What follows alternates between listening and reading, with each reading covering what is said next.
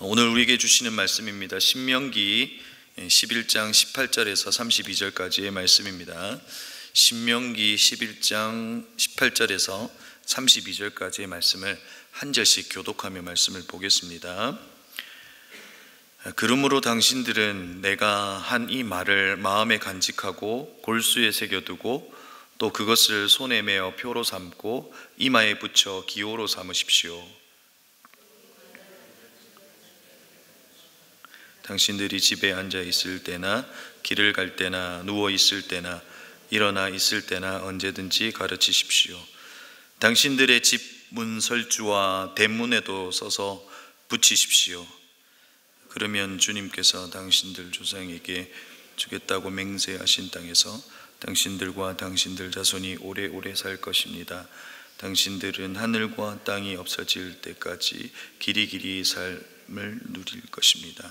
당신들이 내가 당신들에게 명한 이 모든 명령을 정성껏 지키며 주 당신들의 하나님을 사랑하고 그의 모든 길을 따르며 그에게 충성하면 주님께서 모든 민족을 당신들 앞에서 다 쫓아내실 것입니다.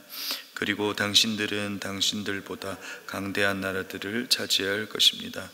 당신들의 발바닥이 닿는 곳은 어디든지 다 당신들의 소유가 될 것입니다.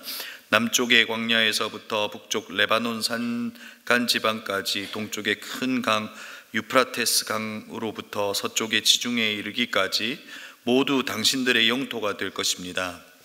주 당신들의 하나님은 당신들에게 말씀하신 대로 당신들이 가는 곳 어디에서나 모두 당신들에게 두려워하게 하며 당신들이 무서워서 떨게 하실 터이니 아무도 당신들 앞길을 가로막지 못할 것입니다.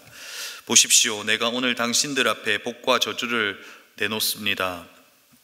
오늘 내가 당신들에게 명하는 주 당신들의 하나님의 명령을 귀담아 듣는 사람은 복을 받을 것이며, 주 당신들의 하나님의 명령을 귀담아 듣지 않고 오늘 내가 당신들에게 명한 그 길을 떠나 당신들이 알지 못하는 다른 신들을 따르는 사람은 저주를 받을 것입니다. 주 당신들의 하나님이 당신들이 들어가서 차지할 땅으로 당신들을 인도하여 들이실 때에 당신 심산에서는 축복 선포하고 에발산에서는 저주를 선포하십시오.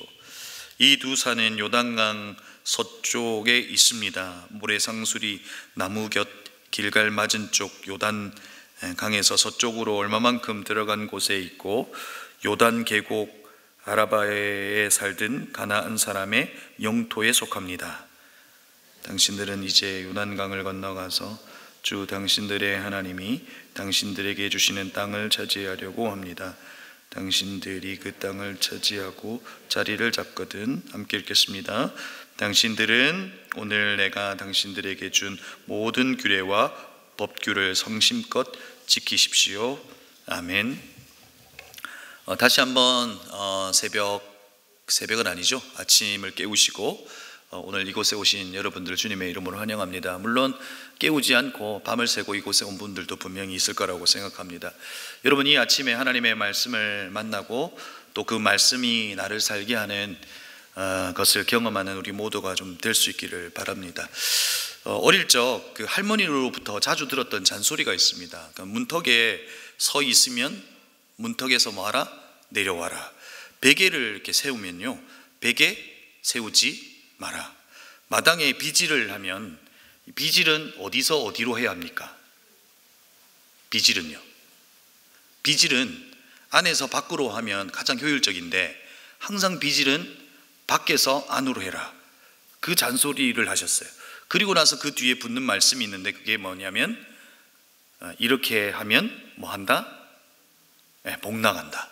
그렇죠? 이렇게 하면 복 나간다, 이렇게 하면 복 들어온다. 우리 할머니가 예수님을 믿으셨는데도 불구하고 그러니까 오랫동안 이제 마치 미신처럼 내려왔던 그것을 이제 저에게 이야기해 주신 거죠. 근데 오늘 모세도 마치 어릴 적 할머니처럼 복 나가지 않는 방법, 그리고 복 들어오는 방법을 이야기해 주고 있습니다. 여러분, 우리 안에 가지고 있는 복의 개념은 소유입니다. 가지는 것이죠. 먹을 것, 입을 것, 거주할 것을 많이 가지면 우리를 향하여 사람들은 복받았다 이렇게 이야기합니다. 그러나 여러분, 성경에 있어서의 복의 개념은 뭡니까? 소유가 아니고 존재입니다. 내가 거룩하니 너희도 거룩하라. 거룩한 존재가 되는 것이 성경은 복이라고 이야기합니다. 예수 그리스도께서 십자가에 죽으시고 우리를 복된 존재로 바꾸어 놓으셨습니다. 우리에게 많은 소유를 주신 것이 아니라 그의 피로 우리의 존재를 바꾸어 놓으신, 바로 그것이 우리에게 복이라는 것이죠. 성경은 그렇습니다. 모세도 같은 맥락에서 계속해서 우리에게 무엇이 복이라고 이야기해주고 있냐면 하나님을 소유하는 것이 복이라고 이야기해주고 있는 겁니다. 그리고 하나님의 말씀을 소유하는 것이 복이라고 이야기하는 겁니다. 그래서 복된 삶을 위해서 모세가 계속해서 반복하고 있는 말이 있습니다. 신신당부하고 있는 말씀이 있습니다.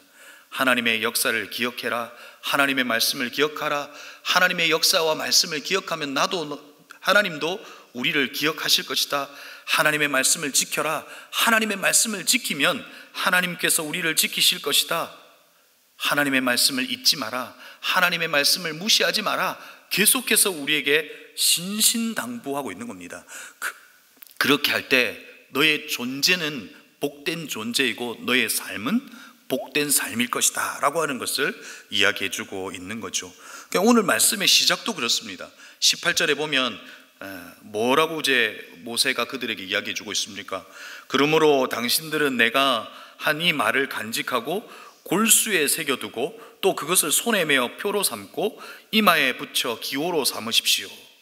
여러분, 모세가 계속해서 반복적으로 이야기하는 이 말을 뭐 하라고 이야기하는 겁니까?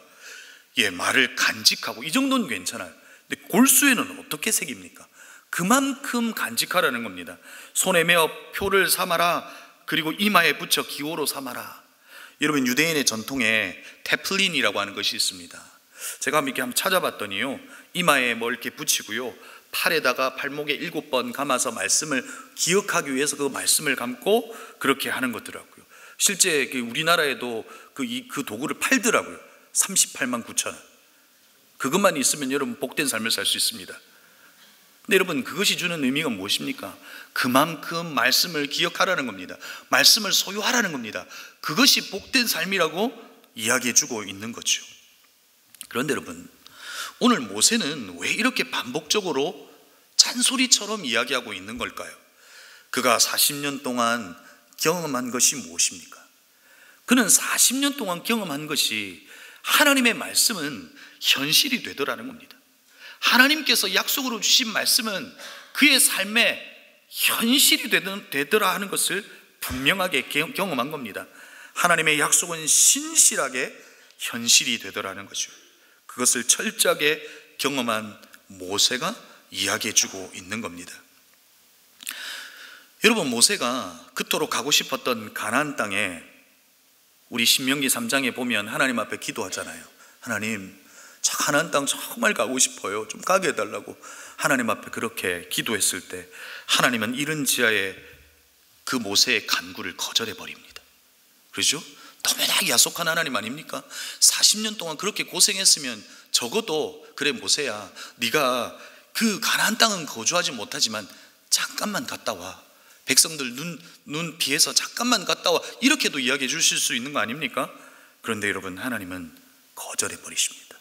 하나님은 무엇을 세우신 겁니까? 하나님의 말씀의 권위를 세운 겁니다. 여러분, 무리바 물 사건을 통해서 어떤 일이 일어났습니까? 물을 달라고 하는 그 이스라엘 백성들의 원망 앞에, 그 불평 앞에 모세가 늘 동일하게 그 불평 앞에 했던 행동이 있습니다. 바로 하나님 앞에 무릎을 꿇는 것이었습니다. 회막 앞에 무릎을 꿇고 하나님께서는 그에게 말씀하셨습니다. 반석에 물을 내라고 명하면 물이 나오겠다고 하나님께서는 그에게 말씀하셨습니다. 그 말씀은 현실이 여러분 된다고 그랬잖아요. 그런데 여러분, 불평하고 있는 모세가 이스라엘 백성들을 보면서 모세는 어떻게 합니까? 이 배역한 너희여 라고 하며 혈기를 부립니다. 그리고 두 번째는 이 반석에서 물을 내라 라고 명하면서 오히려 자기가 그 물을 낼 수 있는 것처럼 그 바위에 명령하고 지팡이로 치는 것을 보게 되는 것이죠. 그래서 여러분, 하나님은 하나님의 약속의 말씀을 어긴 이 모세와 아론이 가나안에 입성하지 못하는, 바로 못하는, 이 금지당하는 것을 우리가 본 거죠.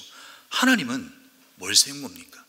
하나님의 말씀이 그 어떤 것보다도 더 중요하다는 것을 가르치신 것입니다. 그래서 모세와 아론이 가나안으로 가지 못하게 된 겁니다.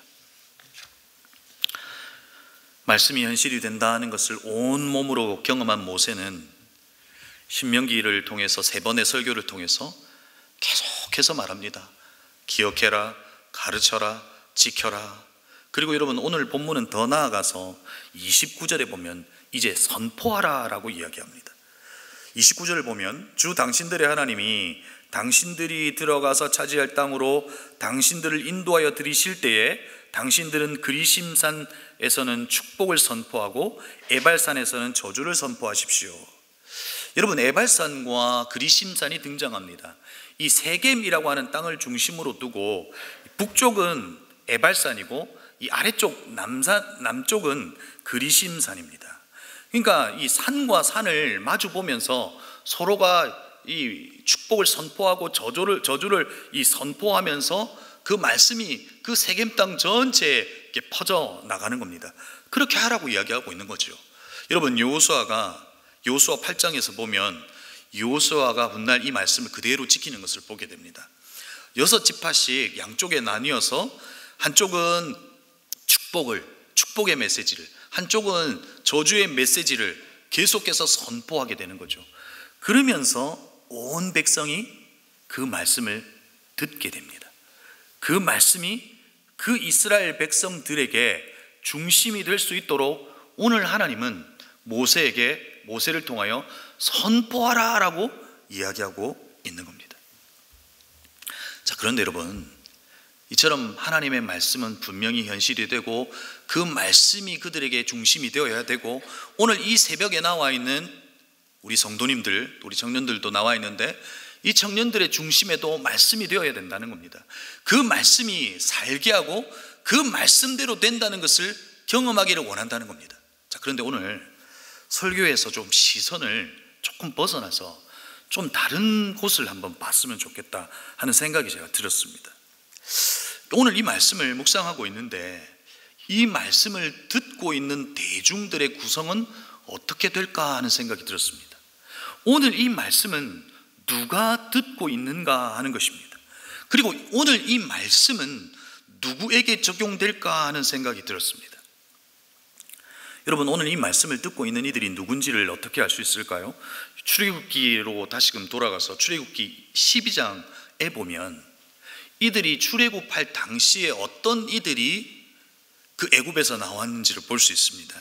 37절과 38절에 보면 마침내 이스라엘 자손이 람셋에 떠나서 숫곳으로 갔는데 아이들 외에 장정만 해도 60만 가량이 되었다. 그러니까 60만이에요. 아이들하고 포함하면 200만 정도 되는 인구죠. 당시 그 애굽에 약 500만 정도가 살았는데 200만은 엄청난 인구입니다. 그렇죠? 그리고 그 밖에 다른 여러 민족들이 많이 그들을 따라 나섰고 양과 소 등 수많은 짐승 떼가 그들을 따랐다. 그러니까 이스라엘 백성들을 포함해서 다른 민족들도 함께 그들과 함께 했다는 것을 볼 수 있는 거죠. 그러면 오늘 다양한 민족들이 그러면 하나님께서 이 출애굽 여정 속에서 다 사라지게 하셨을까요? 그래서 이스라엘이라고 하는 이 단일 민족 순수 혈통을 지키셨을까요? 아니에요. 여전히 그 속에 다문화가 있었던 거예요. 여전히 그 속에 다른 민족들도 있었을 겁니다. 그러면 그 말씀은, 오늘 선포하고 있는 이 말씀은 이스라엘 백성들에게만 적용될까요? 출애굽기 12장 49절을 보면 분명히 하나님께서 이렇게 말씀하셨어요. 본토인에게나 너희 중에 거류하는 이방인에게 이 법이 동일하니라 하셨으므로, 이것은 그곳에 거류하는 거류민이나 이방인들이나 다른 민족들조차도 이 말씀은 동일하다라고 이야기합니다. 심지어 이방인들이 유월절을 지키려고 할 때는 할례까지도 허용했던 것이 바로 그 당시의 기준이었다는 겁니다. 오늘 이 말씀을 듣고 있는 이들 중에는 이스라엘 백성들도 있었지만 바로 다른 민족들도 있었다는 겁니다. 저는 오늘 이 말씀을 좀 묵상하면서 오늘 이곳에 있는 여러분들에게 좀 이야기해 주고 싶은 것이 있습니다. 무엇이었냐면 오늘 우리가 살아가는 이 땅에서도 더불어 살아가는 많은 민족들이 우리와 함께 살아가고 있다는 겁니다. 여러분, 외국인 거주 비율이 우리나라에만 해도 4.1%를 넘어섰습니다. 우리의 인구 가운데 230만 명이 외국인들입니다. 여러분, 우리는 이 땅에 살아가는 우리를 향해서 본토인이라고 말합니다. 여러분, 사실 이 땅의 주인이 우리인가요? 아닙니다. 우리도 거주민입니다. 우리도 잠시 빌려 쓰고 있는 거주민이고, 우리와 더불어 살아가는 이들도 다양한 형태로 이 땅 가운데 온 이들도 230만 명이 된다는 겁니다. 난민으로 온 이들도 있습니다. 아프간에서 기여자로 이곳에 온 이들도 있습니다. 노동자로, 그리고 결혼으로 우리와 더불어 살아가는 이들도 있다는 겁니다. 저는 이 말씀을 보면서 우리가 그들 또한 한번 생각해 봤으면 좋겠다는 겁니다. 오늘 우리에게도 복이신 하나님이 그들에게도 복이 될 수 있도록 우리의 관심과 우리의 생각 속에도 바로 그들을 향한 마음이 우리 안에 있었으면 좋겠다 하는 생각을 해보는 겁니다. 오늘 말씀은 그것에 대하여 가르치고 있지는 않지만 그 말씀을 듣고 있는 이들 또한 다양한 민족과 다문화 속에서 오늘 이 말씀을 하나님의 말씀으로 받고 있기에 우리 또한 한번 생각해 봤으면 좋겠다는 겁니다. 이제 말씀을 마무리하려고 합니다.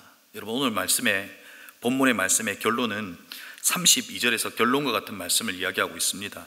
당신들은 오늘 내가 당신들에게 준 모든 규례와 법규를 성심껏 지키십시오. 나와 이스라엘 공동체를 보존할 수 있는 유일한 길이 뭐라는 겁니까? 하나님의 말씀, 규례와 법규를 성심껏 지켜낼 때 나를 지킬 수 있고 이 공동체를 보존하고 지킬 수 있다라고 이야기하고 있는 겁니다. 다시금 오늘 우리는 이 말씀을 기억해야 합니다. 반복적으로 이야기하고 있는 이 모세의 가르침을 우리는 기억해야 합니다.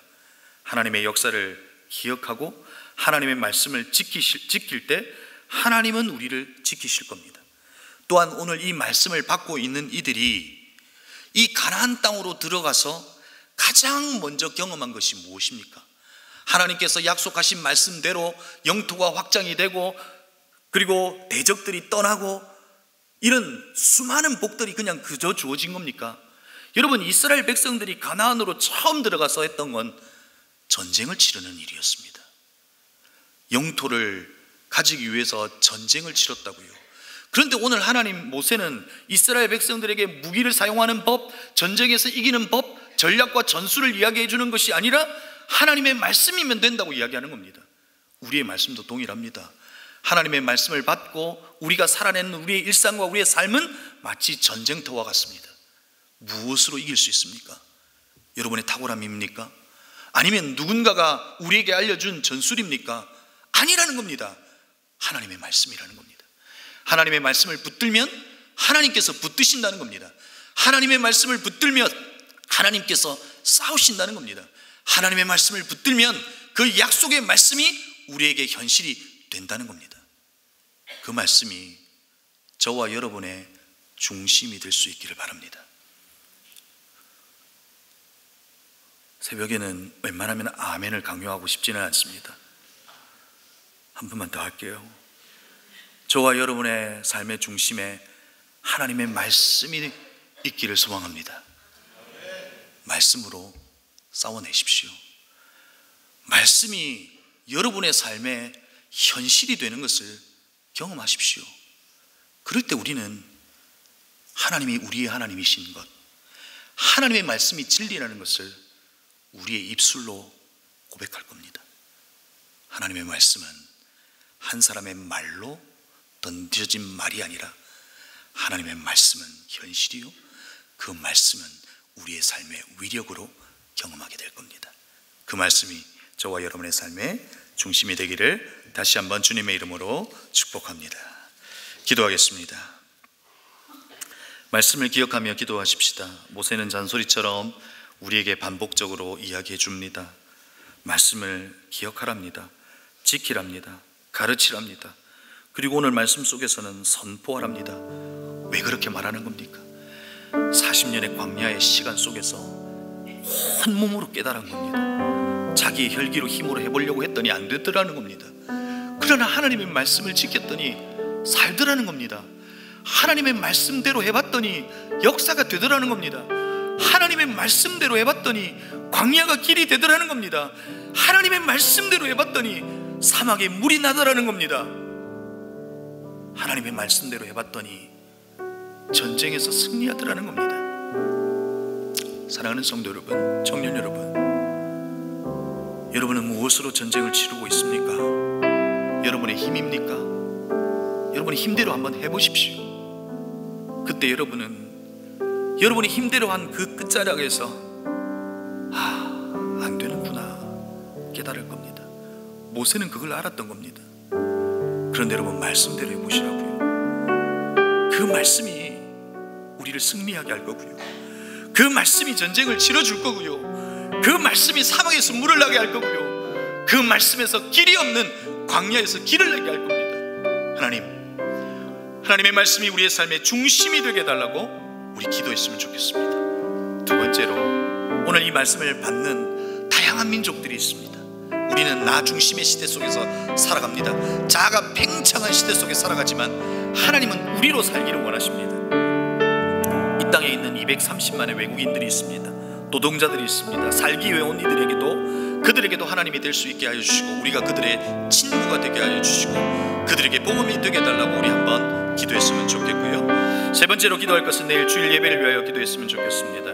예배를 통하여 하나님을 만나게 해달라고, 하나님의 임재를 경험하게 해달라고 기도했으면 좋겠고, 마지막으로 기도할 것은 오늘 청년들이 이 새벽을 깨우며 이곳에서 기도하러 나왔습니다. 이 다음 세대를 위해서 기도했으면 좋겠습니다. 하나님의 말씀을 기억하고 하나님의 말씀에 그 야성을 가지고 살아가는 믿음의 세대가 되게 해달라고 여러분 기도를 좀 부탁드립니다. 오늘 이 시간 이 네 가지의 기도의 제목을 가지고, 또 여러분이 가져오신 기도의 제목 가지고 간절하게 기도하시고 돌아가시면 되겠습니다. 기도하시겠습니다.